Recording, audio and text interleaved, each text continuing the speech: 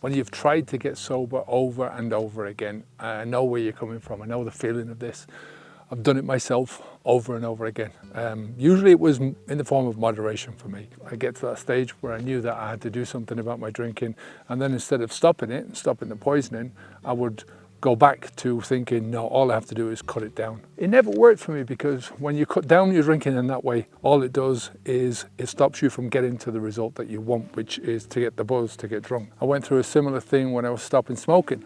You know, it was over and over and over again. You know, that time when you go through the beginning of this, when you go through all the withdrawal symptoms, when you go through all that discomfort, that's the worst time of it, you know, for that first few weeks, for that first month. And then after that, it gets easier and easier and easier. So to do this over and over again, I understand how horrible that feels. What is your choice in this?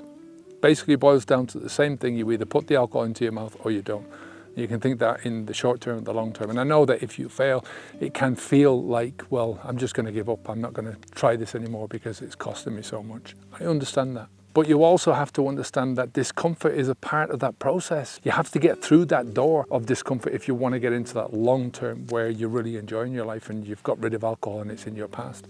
That discomfort is a thing that you've got to push through. Now, what I would say to you at the beginning is just take a break, right? If you're at that stage where you're thinking, I just can't do this anymore, take a break, step back from it all, cut down on drinking a little bit, but think about what it is that you're doing. Think about what it is that you've done wrong. Think about your future with alcohol, right? Where is that going to go? Think about your future without alcohol. Where is that going to go? Think about the person that you want to become.